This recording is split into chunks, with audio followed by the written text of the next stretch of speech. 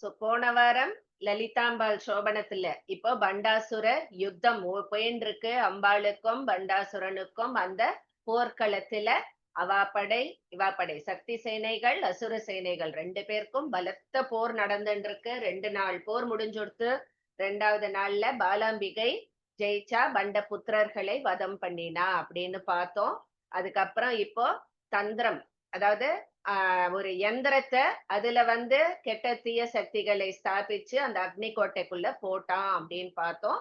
அது வந்து போய் என்ன பண்றது, அத்தனை சக்தி சேனைகளையும் வந்து அவ்வளோ லேசியா ஆக்கி அவளை தூங்க வச்சு அவளை அந்த அம்பிகையை காப்பாத்த அந்த பொறுப்புல இருந்து அவளை சுத்தமா வேற சைடுக்கு அழைச்சுன்னு போச்சு.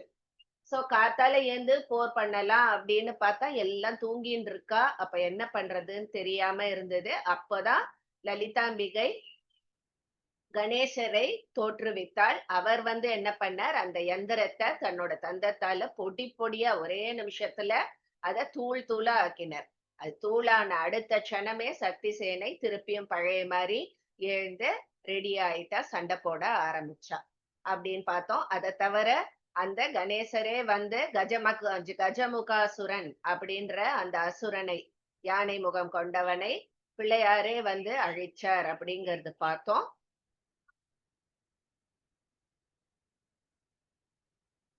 அதுக்கப்புறம் வந்து ஆஹ் அம்பாளே வந்து அப்போ அவனுக்கு ஆசீர்வாதம் பண்றா.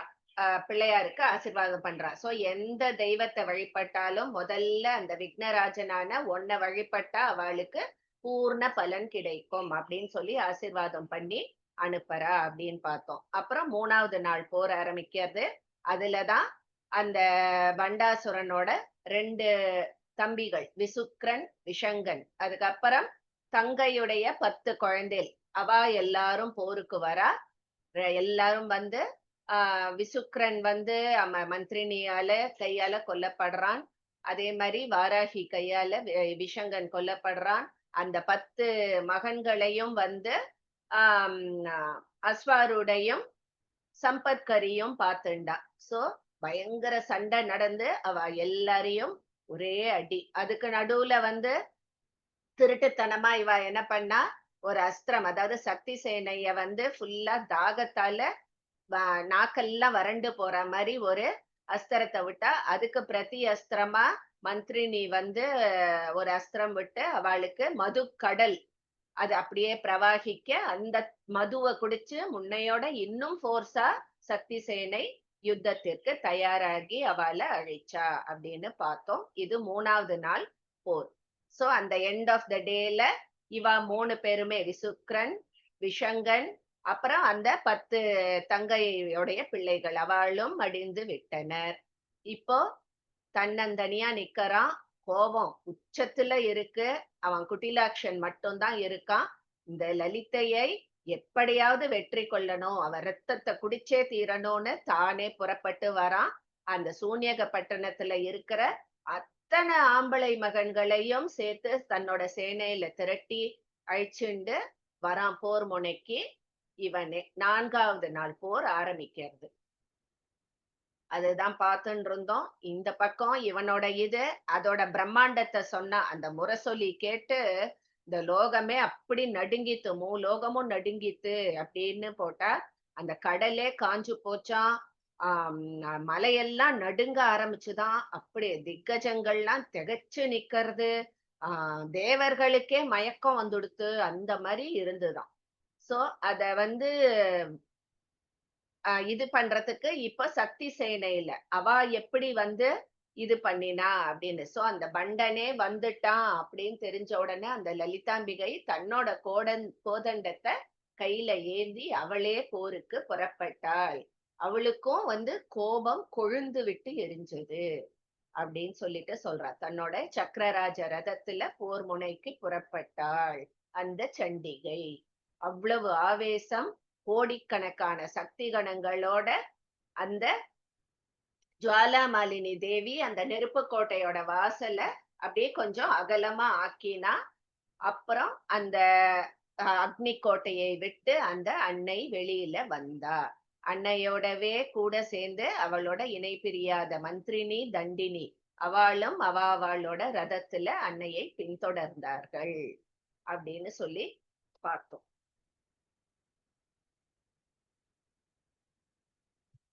எந்த ஸ்லோகம்? ஓகே, பண்டாசுரன் ஸ்லோகம்.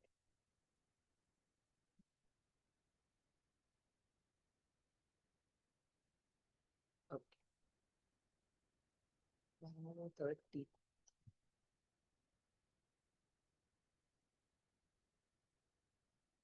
ஓகே, இனிமேதான் இதெல்லாம் வரப்போகுது.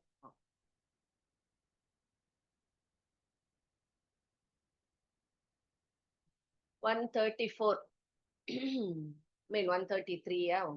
ஜெயலட்சுமி கணேசன் மாமி வாங்க. இப்படி பண்டாசுரன் வந்து சேனையை ஏவி நான் சக்தி சேனையை அடிக்க.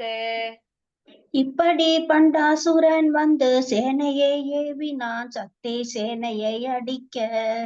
அப்போ சக்திகள் கண்டு அதிகோபத்துடனே அக்னி கோட்டைக்கு வெளியில் வந்தாள். அப்போ சக்திகள் கண்டு அதிகோபத்துடனே அக்னி கோட்டைக்கு வெளியே வந்தாள். இப்படி பண்டாசுரன் வந்து சேனையை ஏவி நான் சக்தி சேனையை அடிக்க. அப்போ சக்திகள் கண்டு அதிகோபத்துடனே அக்னி கோட்டைக்கு வெளியில் வந்தாள். இப்படி பண்டாசுரன் வந்து சேனையை ஏவினான் சக்தி சேனையை அடிக்க. அப்போ சக்திகள் கண்டு அதிகோபத்துடனே அக்னி கோட்டைக்கு வெளியில் வந்தாள். மகாராஜ ராஜேஸ்வரி லலிதாம்பிகை வம்பன் பண்டாசுரன் வருகை கண்டு. மகாராஜ ராஜேஸ்வரி லலிதாம்பிகை வம்பன் பண்டாசுரன் வருகை கண்டு. ஓஹோ, இவனே வேறு வெல்வாரில்லை என்று யுத்த முனையில் வந்தால் சோபனம் சோபனம். ஓஹோ, இவனே வேறு வெல்வாரில்லை என்று யுத்த முனையில் வந்தாள் சோபனம் சோபனம். மகாராஜ ராஜேஸ்வரி லலிதாம்பிகை வம்பன் பண்டாசுரன் வருகை கண்டு. ஓஹோ, இவனே வேறு வெல்வாரில்லை என்று யுத்த முனையில் வந்தாள் சோபனம் சோபனம். இப்படி சொல்லவா ஃபுல்லா? சொல்லுங்க. இப்படி பண்டாசுரன் வந்து சேனையை ஏவினான் சக்தி சேனையை அடிக்க. அப்போ சக்திகள் கண்டு அதிகோபத்துடனே அக்னி கோட்டைக்கு வெளியில் வந்தாள். மகாராஜ ராஜேஸ்வரி லலிதாம்பிகை வம்பன் பண்டாசுரன் வருகை கண்டு. ஓஹோ, இவனே வேறு வெல்வாரில்லை என்று யுத்த முனையில் வந்தாள் சோபனம் சோபனம். இன்னொரு தடவை சொல்லுவா மேம்? இப்படி பண்டாசுரன் வந்து சேனையை ஏவினான் சக்தி சேனையை அடிக்க. அப்போ சக்திகள் கண்டு அதிகோபத்துடனே அக்னி கோட்டைக்கு வெளியில் வந்தாள். மகாராஜ ராஜேஸ்வரி லலிதாம்பிகை வம்பன் பண்டாசுரன் வருகை கண்டு. ஓஹோ, இவனே வேறு வெல்வாரில்லை என்று யுத்த முனையில் வந்தாள் சோபனம் சோபனம். எனக்கு இப்போ ராகம் மறந்து போச்சு. Thank you ma'am. தேங்க்யூ. சரி, நெக்ஸ்ட் காமாட்சி வாங்கோ. அடுத்தது ஜுவாலாமாலினி அக்னி கோட்டைய அகலப்படுத்துறா. அதுல இருந்து அம்பாள் வெளியில வர. அக்னி கோட்டைக்கு வெளியில் வந்தாள் ஸ்ரீ சக்கரத்தில் அபசகுணம் கண்டாள். அக்னி கோட்டைக்கு வெளியில் வந்தாள் ஸ்ரீ சக்கரத்தில் அபசகுணம் கண்டாள். ஒப்பற்ற அசுராள் தம்பட்ட முரசுகள் உக்கிரமாய் கொம்புகள் ஊதிக்கொண்டு. ஒப்பற்ற அசுராள் தம்பட்ட முரசுகள் உக்கிரமாய் கொம்புகள் ஊதிக்கொண்டு. அக்னி கோட்டைக்கு வெளியில் வந்தாள் ஸ்ரீ சக்கரத்தில் அபசகுணம் கண்டாள். ஒப்பற்ற அசுரால் தம்பட்ட முரசுகள் உக்கிரமாய் கொம்புகள் ஊதிக்கொண்டு. அக்னி கோட்டைக்கு வெளியில் வந்தாள் ஸ்ரீ சக்கரத்தில் அபசகுணம் கண்டாள். ஒப்பற்ற அசுராள் தம்பட்ட முரசுகள் உக்கிரமாய் கொம்புகள் ஊதிக்கொண்டு. சக்தி தேவிகளை அசுரர்கள் எல்லோரும் சண்டை பிடித்தடிக்க துவங்கினார்கள். சக்தி தேவிகளை அசுரர்கள் எல்லோரும் சண்டை பிடித்தடிக்க துவங்கினார்கள். சக்தி தேவியர்கள் அப்போ அசுர சேனைகளை சம்ஹரிக்கின்றார்கள். சோபனம் சோபனம். சக்தி தேவியர்கள் அப்போ அசுர சேனைகளை சம்ஹரிக்கின்றார்கள். சோபனம் சோபனம். அக்னி கோட்டைக்கு வெளியில் வந்தாள் ஸ்ரீ சக்கரத்தில் அபசகுணம் கண்டாள். ஒப்பற்ற அசுராள் தம்பட்ட முரசுகள் உக்கிரமாய் கொம்புகள் ஊதிக்கொண்டு. சக்தி தேவிகளை அசுரர்கள் எல்லோரும் சண்டை பிடித்தடிக்க துவங்கினார்கள். சக்தி தேவியர்கள் அப்போ அசுர சேனைகளை சம்ஹரிக்கின்றார்கள். சோபனம் சோபனம். சம்ஹரிக்கின்றார்கள். சம்ஹரிக்கின்றார்கள். சோபனம் சோபனம். அக்னி கோட்டைக்கு வெளியில் வந்தாள் ஸ்ரீ சக்கரத்தில் அபசகுணம் கண்டாள். ஒப்பற்ற அசுராள் தம்பட்ட முரசுகள் உக்கிரமாய் கொம்புகள் ஊதிக்கொண்டு. சக்தி தேவிகளை அசுரர்கள் எல்லோரும் சண்டை பிடித்தடிக்க துவங்கினார்கள். சக்தி தேவியர்கள் அப்போ அசுர சேனைகளை சம்ஹரிக்கின்றார்கள். சோபனம் சோபனம். சோ சண்டைக்கு புறப்பட்டாச்சு. அதாவது அம்பாளுடைய படை வீட்டுல இருந்த அந்த நெருப்பு கோட்டை இல்லையா, அது கூட ஒரு நிமிஷம் ஒளி மங்கி திருப்பியும் பிரகாசிக்கிறதாம். அந்த அளவுக்கு அம்பாள் சைடுலயும் முரசொலி அவ்வளோ பயங்கரமா இருந்தது. சோ அந்த அம்பாளே வந்து கோப கொழுந்தா வெளியில வரா.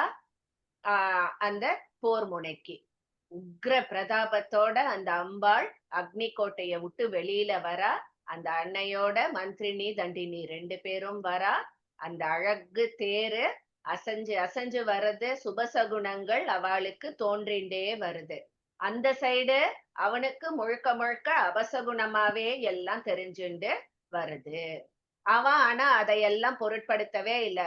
ஐயோ இப்படி அபசகுணமா இருக்கே, பண்ணலாமா அப்படின்லாம் யோசிக்கல. அவனோட ஒரே இது அந்த லலிதையை அழிக்கணும் அப்படிங்கிறதுதான். சோ அவன் அந்த அபசகுணம் எல்லாம் பொருட்படுத்தவே இல்லை. அவன் பாட்டுக்கு சண்டைக்கு முழு வீச்சோட வந்துட்டான். சோ அம்பாள் சேனை அரக்கர் சேனை நேருக்கு நேர் வந்தாச்சு. 2 பெரிய கடல்கள் மோதுற மாதிரி இருந்துதான் அதை பாக்குறதுக்கு. அந்த போர்க்களம் மகா சமுத்திரங்கள் 2 மோதினா எப்படி இருக்கும் அந்த மாதிரி இருக்கான். அதுலேந்து வர அந்த கூக்குரல்கள் இருக்கட்டும், அந்த இரத்த ஆறு இருக்கட்டும், எதையுமே 2 சேனைகளும் பொருட்படுத்தவே இல்லை.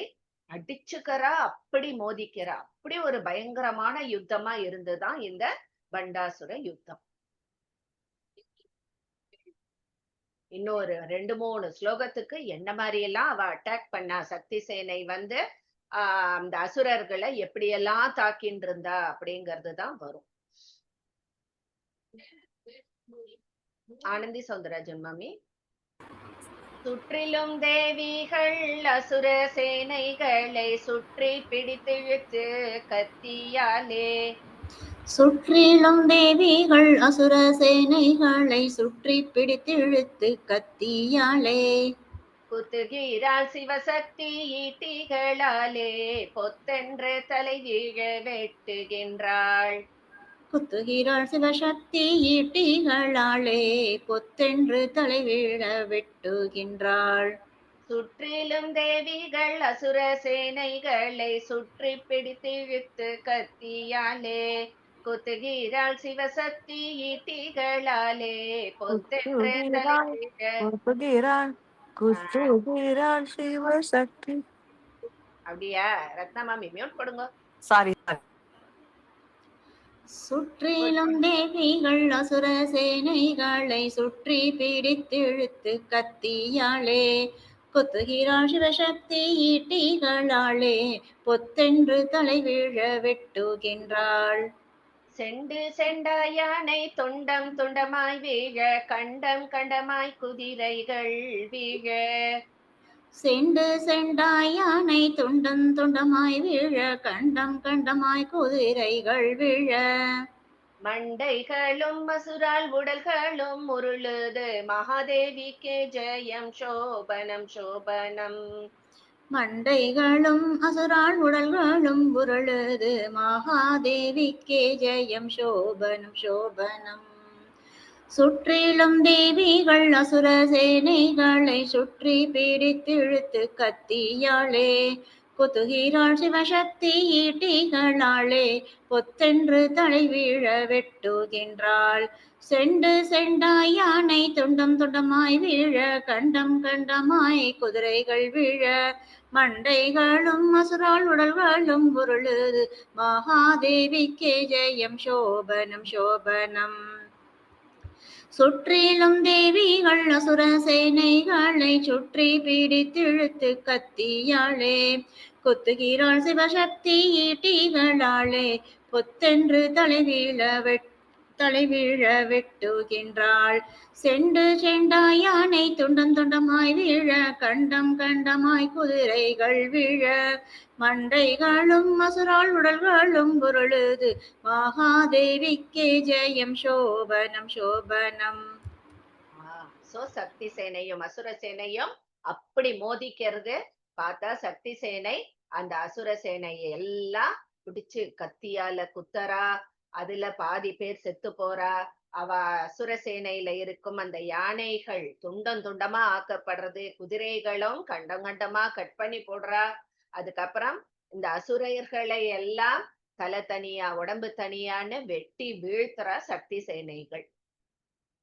இன்னும் போறது நம்மளுக்கு போர்.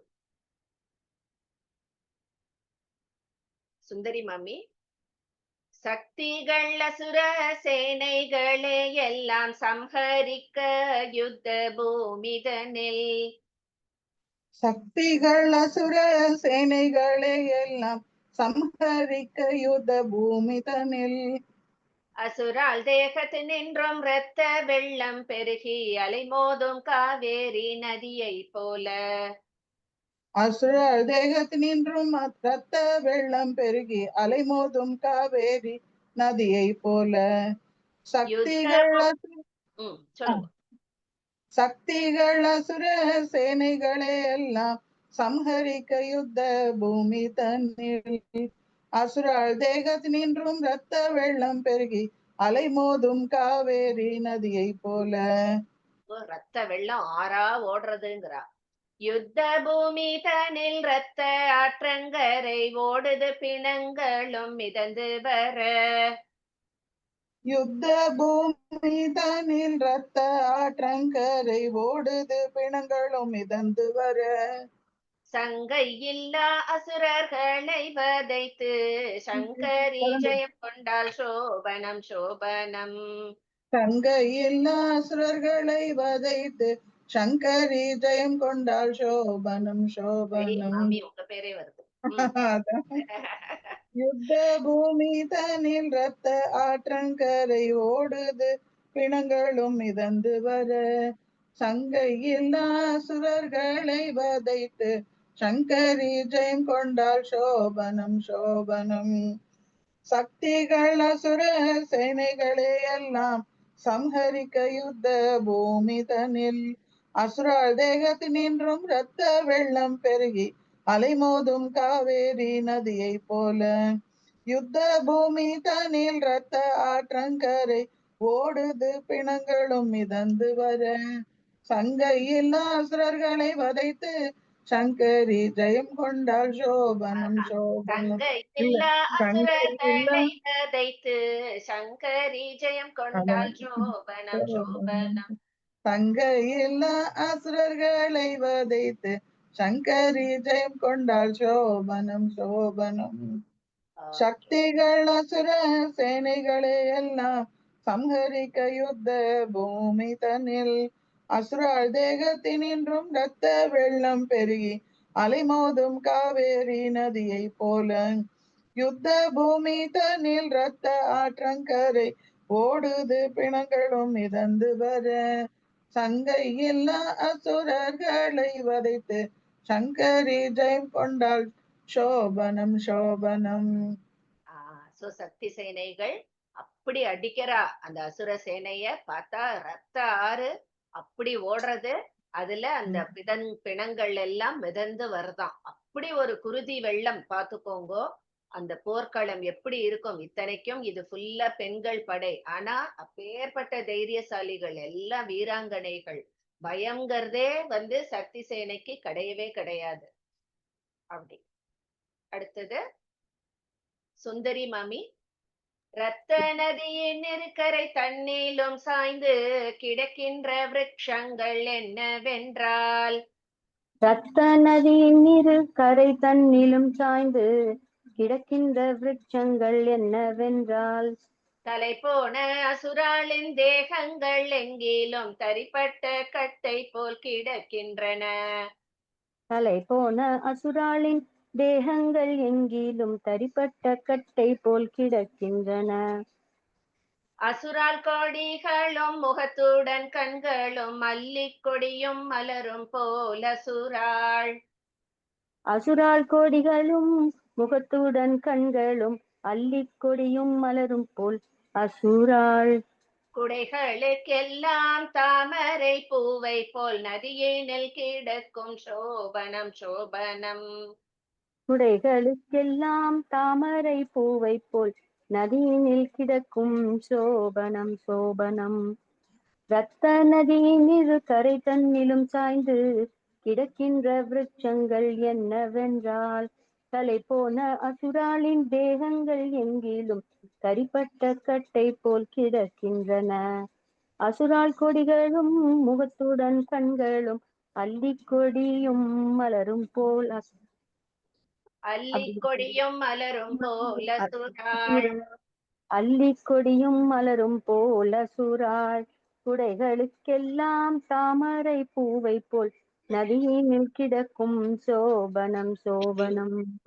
இரத்த நதியின் இருக்கரை தண்ணீலும் சாய்ந்து கிடக்கின்ற விருட்சங்கள் என்னவென்றால் தலை போன அசுராளின் தேகங்கள் எங்கிலும் தரிப்பட்ட கட்டை போல் கிடக்கின்றன. அசுரால் கொடிகளும் முகத்துடன் கண்களும் அல்லிக் கொடியும் மலரும் போல் அசுராள். குடைகளுக்கெல்லாம் தாமரை பூவை போல் நதியினில் கிடக்கும் சோபனம் சோபனம். சோ அத ஒரு நம்மளுக்கு உருவகப்படுத்துறா பாருங்க. ஒரு நதி யூஸ்வலா எப்படி இருக்கும், ஒரு நேச்சரோட இது.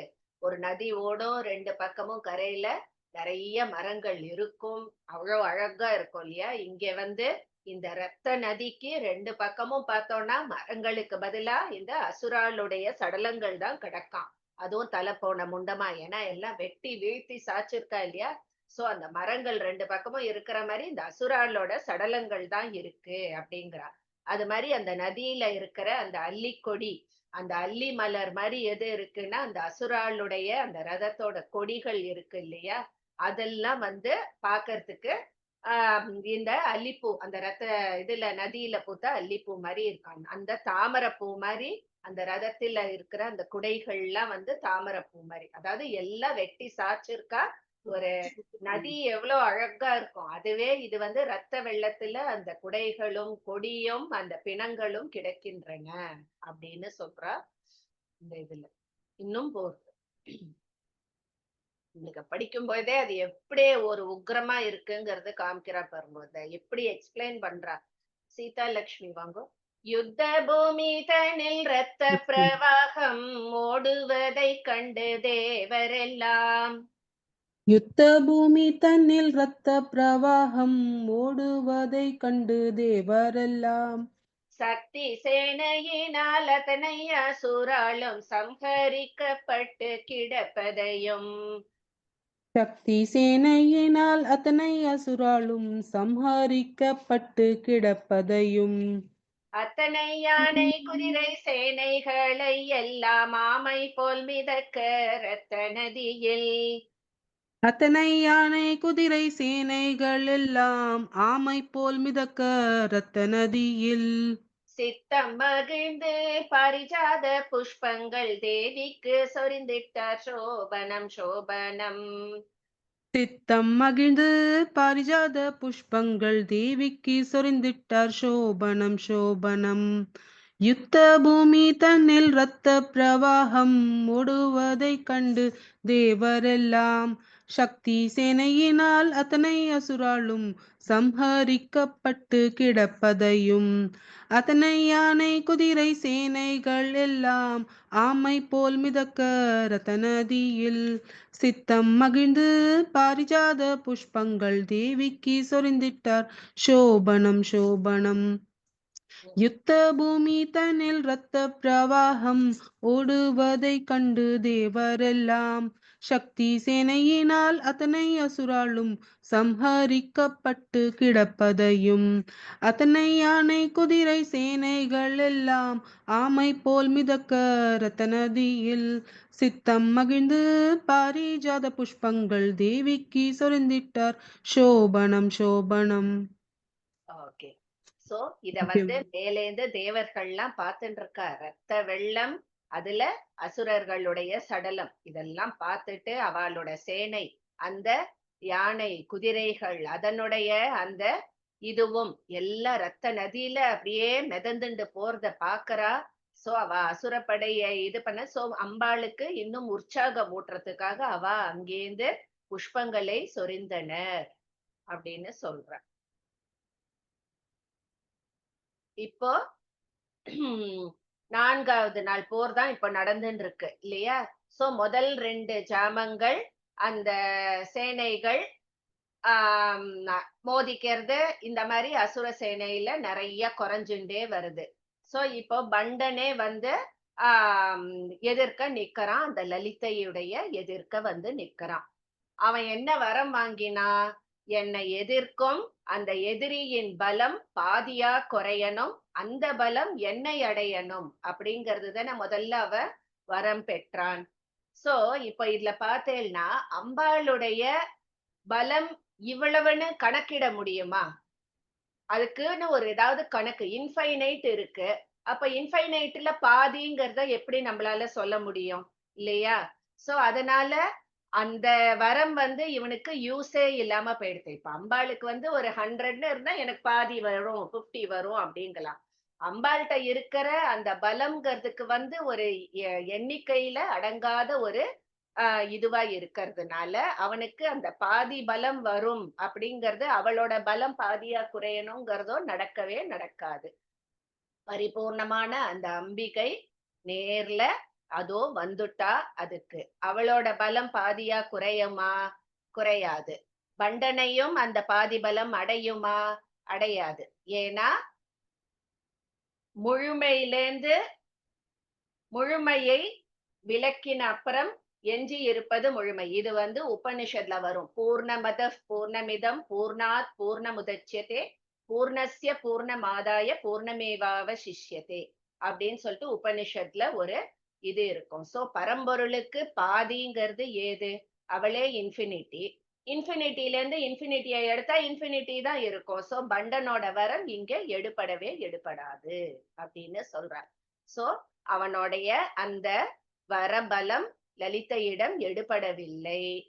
சோ அம்பாள் வந்து என்ன பண்றா, அவனோட கொஞ்ச நேரம் போர் விளையாட்டு விளையாடலாம், சரி என்னதான் பண்றான்னு பாப்போம் அப்படின்னு சொல்லிட்டு அவளும் என்ன பண்றா, அவன் போடுற அத்தனை கணங்களுக்கும் இவளும் வந்து தன்னுடைய பதில் கணைகளை தொடுத்துட்டே இருந்தா. சரி கொஞ்ச நேரம் விளையாட்டோம், பாவம் குழந்தைதானே அவனும் அப்படின்னு சொல்லிட்டு, அவளுக்கு இதெல்லாமே ஒரு லீலை தானே, தேவியின் லீலை.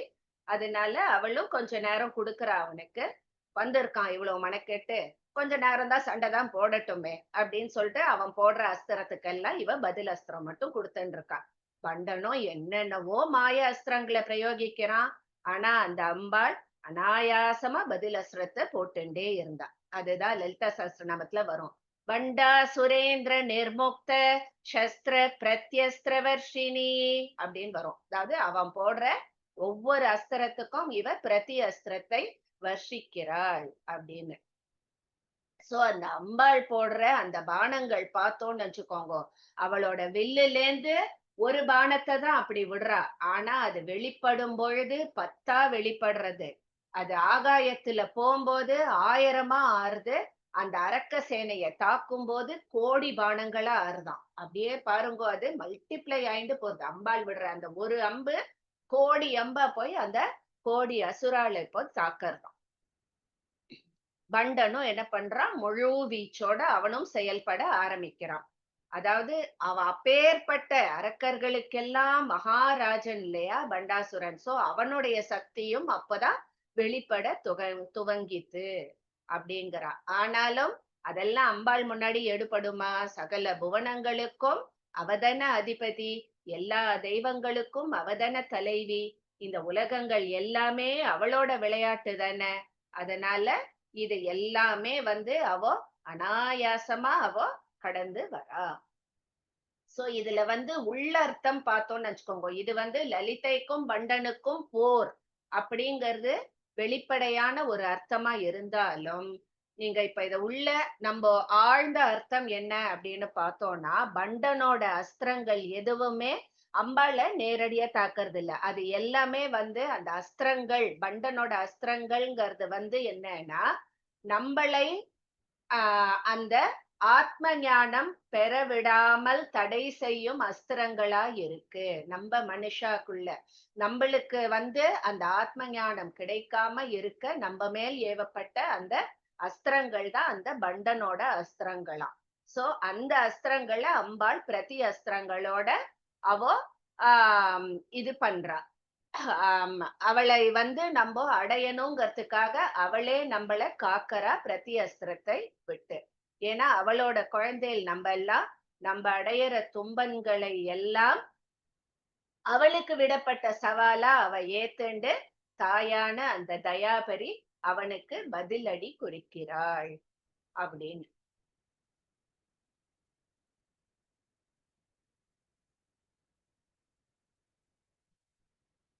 ஓகே, நெக்ஸ்ட் மனோன்மணி வாங்கோ. தேவர்களும் சொர்ண புஷ்ப மாறி சொரிந்து திவ்ய சகுனங்களை காட்டினார்கள். தேவர்களும் சொர்ண புஷ்ப மாறி மேம் தேவர்களும் சொர்ண புஷ்ப மாறி சொரிந்து திவ்ய சகுனங்களை காட்டினார்கள். கோபத்துடனே பண்டாசுரன்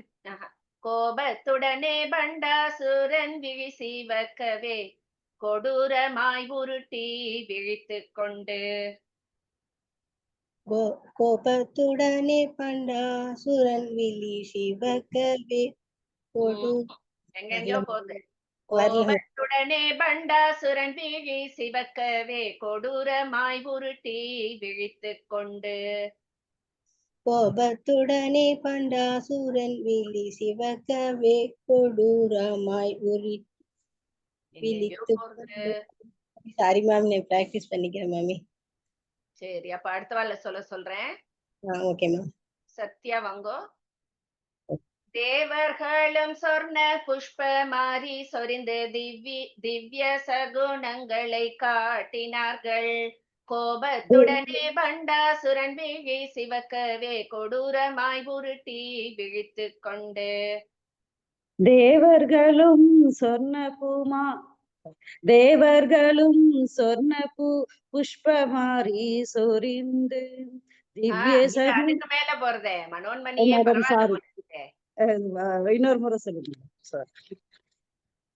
தேவர்களும் சொர்ண புஷ்ப மாறி சொரிந்து தேவர்களும் சொர்ண புஷ்பமாரி சொரிந்து திவ்ய சகுனங்களை காட்டினார்கள். கோபத்துடனே பண்டாசுரன் விழி சிவக்கவே கொடூரமாய் உருட்டி விழித்து கொண்டு. தன் சேனை அசுரால கபஜயத்தை கண்டு தாய் லலிதா தேவியை எதிர்த்தான். தன் சேனை அசுராலும் கபஜயத்தை கண்டு தாய் லலிதா தேவியை எதிர்த்தான். தன் அஞ்சாமல் சேனை தேவியும் பண்டாசுரனை பார்த்து அதிக கோபம் கொண்டாள். சோபனம் சோபனம். அஞ்சாமல் தேவியும் பண்டாசுரனை பார்த்து அதிகம் கோபம் கொண்டாள். சோபனம் சோபனம். தேவர்களும் சொர்ண பூமாரி சொரிந்து திவ்ய சகுனங்களை காட்டினார்கள். கோபத்துடனே பண்டாசுரன் விழி சிவக்கவே கொடூரமாய் உருட்டி விழித்து கொண்டு தன் சேனை அசுராலும் கபஜயத்தை கண்டு தாய் லலிதா தேவியை எதிர்த்தாள். அஞ்சாமல் தேவியும் பண்டாசுரனை பார்த்து அதிக கோபம் கொண்டாள். சோபனம் சோபனம். தேவர்களும் சொர்ண பூமாரி சொரிந்து திவ்ய சகுனங்களை காட்டினார்கள். கோபத்துடனே பண்டாசுரன் விழி சிவக்கவே கொடூரமாய் உருட்டி விழித்து கொண்டு தன் சேனை அசுராலும் கபஜயத்தை கண்டு தாய் லலிதா தேவியை எதிர்த்தான்.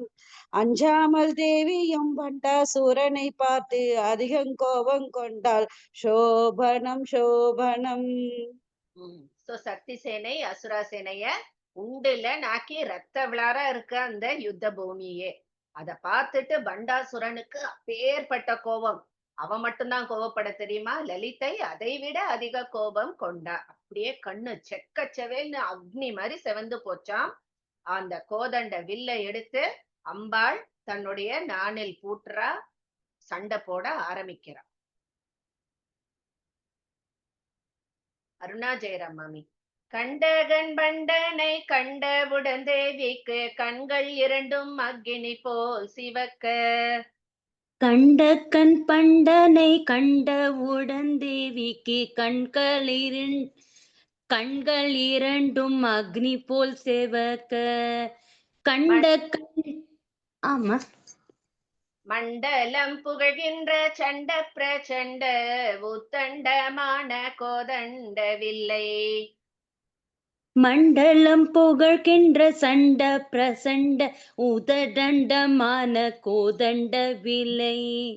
கண்டகன் பண்டனை கண்டவுடன் தேவிக்கு கண்கள் இரண்டும் அக்கினி போல் சிவக்க. மண்டலம் புகழ்கின்ற சண்ட பிரசண்ட உத்தண்டமான கோதண்ட வில்லை. கண்டகன் பண்டனை கண்டவுடன் தேவிக்கு கண்கள் இரண்டும் அக்னி போல சேவக்க. மண்டலம் புகழ்கின்ற சண்ட பிரசண்ட உதடண்டமான கோதண்ட வில்லை. உதண்டமான கோதண்ட வில்லை. வட்டமாய் நாணாலே கட்டி இழுத்தால் அம்மன் முட்டி விட்டாள் எங்கும் திடுக்கிடவே. வட்டமாய் நானாலே கட்டி இழுத்தாலாம் அம்மன் முட்டி விட்டால் எங்கும் திட்டு கிட்டவே. திடுக்கிடவே இடுகிடவே. துஷ்டனாம் அசுரனை பொட்டென வதைக்கவே சட்டமிட்டாள் மனதில் சோபனம் சோபனம். துஷ்டமான அசுரனை போட்டேன். துஷ்டனாம் அசுரனை போட்டேன் வதைக்கவே சட்டமிட்டாள் மனதில் சோபனம் சோபனம். கண்ட கண் பண்டனை கண்டவுடன் தேவிக்கு கண்கள் இரண்டும் அக்னி போல் சேவக்க. மண்டலம் புகழ்கின்ற சண்ட பிரசண்ட உதடண்டமான கோதண்ட வில்லை. வட்டமாய் நானாலே கட்டி இழுத்தாள் அம்மன் முட்டி விட்டால் எங்கும் திட்டு கிட்டவே. துஷ்டம் அசுரனை போட்டவே. துஷ்டமான அசுரனை போட்டேன் வதைக்கவே சட்டமிட்டால் மனதில் சோபனம் சோபனம். தப்பா போயிட்டு இருக்கா? கொஞ்சம் சரி ட்ரை பண்ணுங்க இன்னொரு வாட்டி. ஓகே. கண்ட கண் பண்டனை கண்டவுடன் தேவிக்கு கண்கள் இரண்டும் அக்னி போல் செவக்க மண்டலம் பொங்கழ்கின்ற சண்ட பிரசண்ட உததண்டமான கோதண்ட வில்லை வட்டமாய் நானாலே கட்டி இழுத்தாள் அம்மன் முட்டி விட்டால் எங்கும் திட்டு கிட்டவே துஷ்டமான அசுரனை போட்டேன் வதைக்கவே சட்டம் இட்டால் மனதில் சோபனம் சோபனம். ஒரு நிமிஷம். முட்டி விட்டால் எங்கும் திட்டு கிட்டவே இல்ல, திடுக்கிடவே. முட்டி விட்டால் எங்கும் திடுக்கிடவே. ஓகே, திடுக்கிடவே. முட்டி விட்டால் எங்கும் திடுக்கிடவே. துஷ்டனாம் அசுரனை பொட்டென வதைக்கவே சட்டமிட்டாள் மனதில் சோபனம் சோபனம். துஷ்டமான அசுரனை போட்டேன் வதைக்கவே சட்டம்.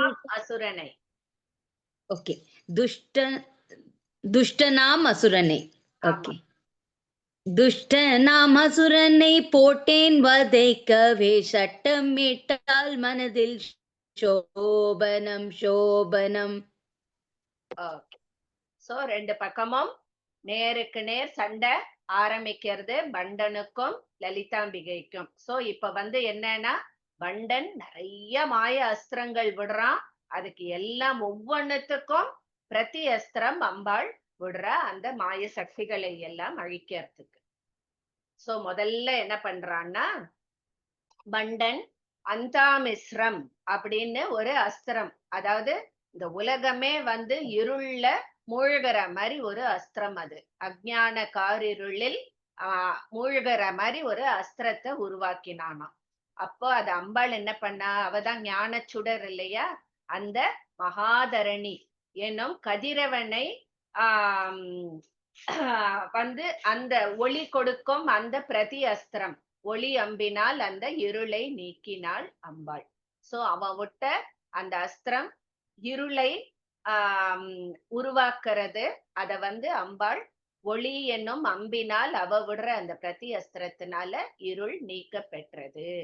அதுக்கு அடுத்தது என்ன பண்றான், ஒரு அஸ்திரத்தை விடுறான். அது என்னன்னா, கண் பார்வையை போக்குற அஸ்திரம். சோ சக்தி சேனைகளுக்கு எல்லாம் குருடாக்குற ஒரு அஸ்திரத்தை ஏவினானா பண்டாசுரன்.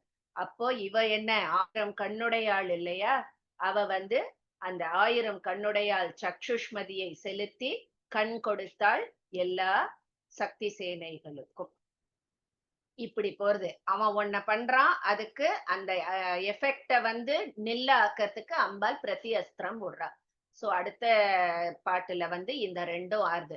அவன் இருளா ஆக்குறான், அம்பாள் அத திருப்பியும் பிரதி அஸ்திரத்தை வச்சு ஒளியை இது பண்ணி ஒளி அம்பினால அந்த இருளை நீக்கிறா. அதே மாதிரி குருடா ஆக்குறா சக்தி சேனைய. இவ வந்து அந்த சக்ஷுஷ்மதியை கொண்டு எல்லாருக்கும் திருப்பியும் கண் பார்வையை கொடுத்தாள் லலிதை. இந்த ரெண்டும் இப்ப வருது. சோ இந்த மாதிரி ஒவ்வொரு மாய அஸ்திரத்துக்கும் அவ பிரதி அஸ்திரம் கொடுத்துட்டு இருக்கா. விஜய் ஸ்ரீராம் வாங்கோ. தொடுத்தார் யுத்தத்திற்கு தேவியும் பண்டனும் தொகையில்லா சரமாரிகளை சொரிந்தார். தொடுத்தார் யுத்தத்திற்கு தேவியும் பண்டனும் தொகையில்லா சரமாரிகளை சொரிந்தார். இடைவிடாமல் சரங்களை சொரிந்தாள் அம்மன், இதை கண்டு பண்டாசுரன் கோபமாய்.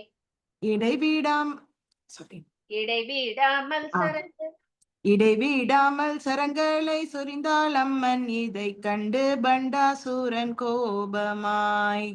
மாயையால் இருட்ட விட்டான் அசுரன், அதை மாதாவும் சூர்யாஸ்திரத்தால் போக்கினாள். மாயையால் இருட்ட விட்டான் அசுரன், அதை மாதாவும் சூர்யாஸ்திரத்தால் போக்கினாள். மாயாவும் சூர்யாஸ்திரத்தால் போக்கினாள். மாதாவும் சூர்யாஸ்திரத்தால் போக்கினாள். மாதாவும் சூர்யாஸ்திரத்தால் போக்கினாள். பேயன் குருடாஸ்திரம் விட்டானதையும் போக்கிற்று நேத்ராஸ்திரம் சோபனம் சோபனம்.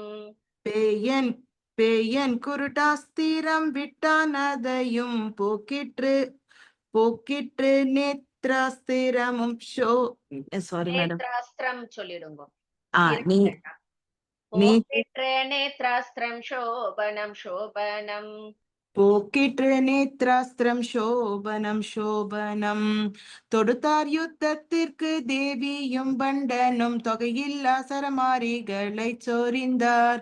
இடைவிடாமல் சரங்களை சொரிந்தாள் அம்மன். இதை கண்டு பண்டாசூரன் கோபமாய் மாயையால் இருட்ட விட்டான சூரன் அதை மாதாவும் சூர்யாஸ்திரத்தால் போக்கினாள். பேயன் குருடாஸ்திரம் விட்டானதையும் போக்கிற்று நேத்ராஸ்திரம் சோபனம். நூறு வாட்டி சொல்லட்டுமா மேடம்? சொல்லுங்க ப்ளீஸ். ஓகே. தொடுத்தார் யுத்தத்திற்கு தேவியும் பண்டனும் தொகையில்லா சரமாரிகளை சொரிந்தார். இடைவிடாமல் சரங்களை சொரிந்தாள் அம்மன். இதை கண்டு பண்டாசூரன் கோபமாய் மாயையால் இருட்ட விட்டான சூரன் அதை மாதாவும் சூர்யாஸ்திரத்தால் போக்கினாள். பேயன் குருடாஸ்திரம் விட்டானதையும் போக்கிற்று நேத்ராஸ்திரம் சோபனம். அந்த லாஸ்ட் என்ன சொன்னேன் மேடம்? நேத்ராஸ்திரம் சோபனம். போக்கிற்று நேத்ராஸ்திரம் சோபனம். விஜி, அந்த அஸ்திரத்தோட உங்க வார்த்தை இன்னுமே அஸ்திரம் மாதிரி பயங்கர ஸ்ட்ராங்கா இருக்கு. அப்பா, அப்படியா? ஆமா. தேங்க்யூ. ஓகேவா? சோ இந்த மாதிரி அவ போடுற ஒவ்வொரு அஸ்திரத்துக்கும் இவோ பிரதி அஸ்திரம் போட்டு அதனுடைய தாக்கத்தை தவிடு பொடிய ஆக்கினா. இப்ப அடுத்தது என்ன பண்றான்? அவன் எல்லா இடமும் தீராத நோய் நொடிகளை பரப்பும் ரோகாஸ்திரத்தை பண்டன் விட்டானோ. அடுத்தது அதை செலுத்துறான். அதனால என்னாச்சு? 10,000 நோய்கள் உண்டானது. ஆனா அம்பாள் என்ன பண்றா? மகா மந்திரங்கள் 3 நாமங்கள், நாமத்ரயம், அந்த மகா மந்திரங்களையே அஸ்திரமாக்கி எய்தாள். அது என்ன மகா மந்திரம்? அச்சுதா, அனந்தா, கோவிந்தா. அதுதான் அந்த நாமத்ரயம் அப்படின்னு. சோ அந்த அச்சுதன், அனந்தன், கோவிந்தன், அந்த 3 வடிவில் தோன்றின அந்த நாரணன் நோய் நொடிகளை எல்லாம் பஞ்சாக பறக்கடித்தான்.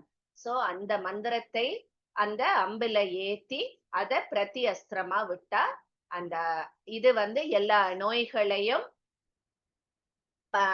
போக்கிற்று அந்த அஸ்திரம். சோ அந்த அம்பிகை அதனால ரொம்ப அகம் மகிழ்ந்தாள், வரமும் கொடுத்தாள். அதாவது என்னன்னா, இந்த நாமங்கள் அச்சுதா, அனந்தா, கோவிந்தா. அச்சுதானந்த கோவிந்த நாமோச்சாரண பேஷஜாத் நஷ்யந்தி சகலா ரோகா சத்யம் சத்யம் வதாம்யகம். படிச்சிருக்கோம் இல்லையா ராம ஸ்லோகத்துல? அதுதான். இந்த நாமங்கள் 3ஐயும் யார் உரைக்கிறார்களோ அவளுக்கு என்னைக்குமே நோய்கள் ஒரு தீங்கும் செய்யாது அப்படின்னு அம்பாள் வரம் கொடுத்தாள். இதுதான் அடுத்தது வருது. அந்த ரோகத்தை நிவர்த்தி செய்யறது. அதுக்கப்புறம் என்ன பண்றான்? அதை தவிர நிறைய இருக்கு. அதாவது அந்த சக்தி சேனையுடைய அந்த பலத்தை போக்கடிக்கிற சக்தி நாசம் அப்படிங்கிற ஒரு அஸ்திரத்தை விடுறான். அது மாதிரி அந்த வீர வித்தையே மறக்க செய்யும் ஸ்மிருதி நாசம் அப்படிங்கிற அந்த ஒரு அஸ்திரத்தை விடுறான். அது மாதிரி பயத்தை கொடுக்கிற பயாஸ்திரம் அப்படிங்கிற ஒரு அஸ்திரம். இந்த மாதிரி பலவிதமான மாய அஸ்திரங்களை அவன் அனுப்பிண்டே இருக்கான். ஆனா அந்த அம்பாள் ஒவ்வொன்னத்துக்கும் அனாயாசமா விஸ்வாவசு அஸ்திரத்தால் அந்த சக்தி நாசத்தை அழிக்கிறா. தாரண அஸ்திரத்தால் அந்த மறக்க செய்யறதுன்னு சொன்னோம் இல்லையா, அந்த நினைவாற்றலை காப்பாத்தரா. அதே மாதிரி ஐந்திர அஸ்திரத்தால் பயத்தையும் நீக்கி அபயம் கொடுத்து, இந்த மாதிரி ஒவ்வொரு இதுக்கும் அவ பதிலடி கொடுத்து காப்பாத்துறா.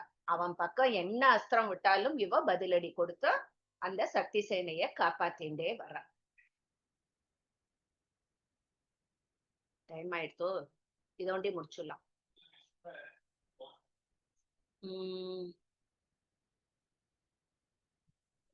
கீதா குரு அக்கா வாங்க. வாயுவின் அஸ்திரத்தை பண்டாசுரன் போட்டான், பார்வதி வருணாஸ்திரத்தால் போக்கினாள். வாயுவின் அஸ்திரத்தை பண்டாசூரன் போட்டான், பார்வதி வர்ணாத்திரத்தால் போக்கினாள். ஓயாத வியாதிகளை அனுப்பி வைத்தான் பண்டன், 1 10 100 கோடியாக. ஓயாத வியாதிகளை அனுப்பி வைத்தான் பண்டன், 1 10 100 கோடியாக. அச்சுதானந்த கோவிந்த நாமத்ரய அஸ்திரத்தை அம்மன் அனுப்பிவிட்டாள். அச்சுதானந்த கோவிந்த நாமத்ரய அஸ்திரத்தை அம்மன் அனுப்பிவிட்டாள்.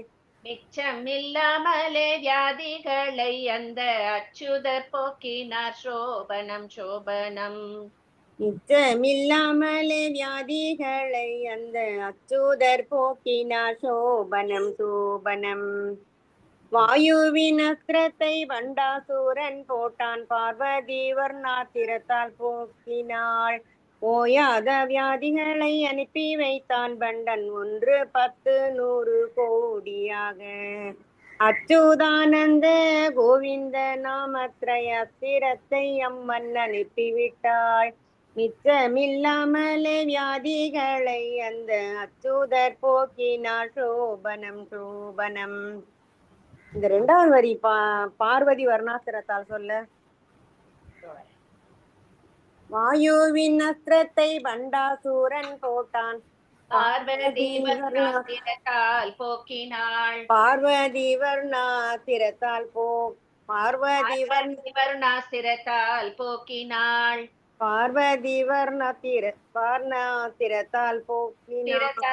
வருணாஸ்திரத்தால் போக்கினாள். பார்வதி வர்ணாஸ்திரத்தால் போக்கினாள். ஓயாத வியாதிகளை அனுப்பி வைத்தான் பண்டன், 1 10 100 கோடியாக. அச்சுதானந்த கோவிந்த நாமத்ரய அஸ்திரத்தை அம்மன் அனுப்பிவிட்டாள். மிச்சமில்லாமலே வியாதிகளை அந்த அச்சுதர் போக்கினார், சோபனம் சோபனம். வாயுவின் அஸ்திரத்தை பண்டாசூரன் போட்டான், பார்வதி வர்ணாத்திரத்தால் போக்கினாள். ஓயாத வியாதிகளை அனுப்பி வைத்தான் பண்டன், 1 10 100 கோடியாக. அச்சுதானந்த கோவிந்த நாமத்ரய அஸ்திரத்தை அம்மன் அனுப்பிவிட்டாள்.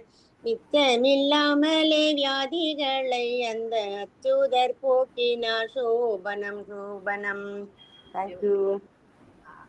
சோ அந்த வியாதிகளை அவன் ஏற்படுத்துறதுக்கு அஸ்திரம் அனுப்பினா, அந்த வியாதிகளை போக்குவதற்கு இவோ பிரதி அஸ்திரம் அந்த நாமத்ரயம் அச்சுதானந்த கோவிந்த அந்த அஸ்திரத்துல ஏவி அதை அனுப்பறா. அது அத்தனை வியாதிகளையும் போக்கி எடுத்து அந்த அச்சுதர் காப்பாத்தினார் அப்படின்னு. சோ இத யாரு ஜபிக்கிறாளோ அவளுக்கு எப்பவுமே ரோகம் அவளை தீண்டாது அப்படின்னு சொல்லி வரம் கொடுக்கிறா அம்பாள். இதுக்கப்புறமும் இன்னும் எத்தனை, இப்பதான் ஸ்டார்டிங். அந்த அஸ்திரம் பிரதி அஸ்திரம்ங்கிறது இப்பதான் நம்மளுக்கு ஆரம்பிச்சிருக்கு. இன்னும் பயங்கர பயங்கர அஸ்திரங்கள். அதாவது சில அஸ்திரத்தினால என்ன பண்றான், அப்பதான் அவன் இந்த இவாள் எல்லாம் சும்பன் நிசும்பன் மகிஷாசுரன் அவளையெல்லாம் உருவாக்கி அவன் அனுப்புவான். அப்போ இவளும் ஒரு அஸ்திரத்தை அனுப்புவா. அதுல இருந்து துர்காதேவி தோன்றி அவளை சம்ஹரிப்பா. அந்த மாதிரி எல்லாம் வரும். அதுக்கப்புறம் கராங்குலி நகோத்பன்ன நாராயண தசாகிருதிஹி. சோ அம்பாளுடைய ஒவ்வொரு கைவிரல்ல இருக்கிற அந்த 10 நகங்கள்ல இருந்தும் தசாவதாரம் ஒவ்வொன்னா வரும். ஒரு ஸ்லோகம் ஒரு அவதாரத்தை சொல்லும். மத்ஸ்ய அவதாரம், கூர்ம அவதாரம், நரசிம்ம அவதாரம், ஒன்னா வரும். கல்கி அவதாரம் வரைக்கும் ஒவ்வொரு விரல்ல இருந்தும் ஒரு அவதார மூர்த்திய அவ இது பண்ணி தோற்றுவித்து அவன் அசுரசேனையை அடிப்பான்.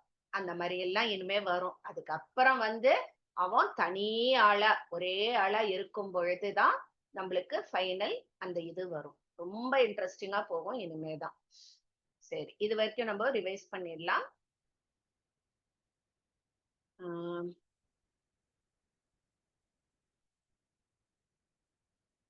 இப்படி பண்டாசுரன் வந்து சேனையை ஏவி நான் சக்தி சேனையை அடிக்க, அப்போ சக்திகள் கண்டு அதிகோபத்துடனே அக்னி கோட்டைக்கு வெளியில் வந்தாள். மகாராஜ ராஜேஸ்வரி லலிதாம்பிகை வம்பன் பண்டாசுரன் வருகை கண்டு, ஓஹோ இவனே வேறு வெல்வாரில்லை என்று யுத்த முனையில் வந்தாள். சோபனம் சோபனம். அக்னி கோட்டைக்கு வெளியில் வந்தாள். ஸ்ரீ சக்கரத்தில் அவசகுணம் கண்டாள். ஒப்பற்ற அசுரால் தம்பட்ட முரசுகள் உக்கிரமாய் கொம்புகள் ஊதிக்கொண்டு சக்தி தேவிகளை அசுரர்கள் எல்லோரும் சண்டை பிடித்தடிக்க துவங்கினார்கள். சக்தி தேவியர்கள் அப்போ அசுர சேனைகளை சம்ஹரிக்கின்றார்கள். சோபனம் சோபனம். சுற்றிலும் தேவிகள் அசுர சேனைகளை சுற்றி பிடித்திழுத்து கத்தியாலே குத்துகிறாள். சிவசக்தி ஈட்டிகளாலே பொத்தென்று தலை வீழ வெட்டுகின்றாள்.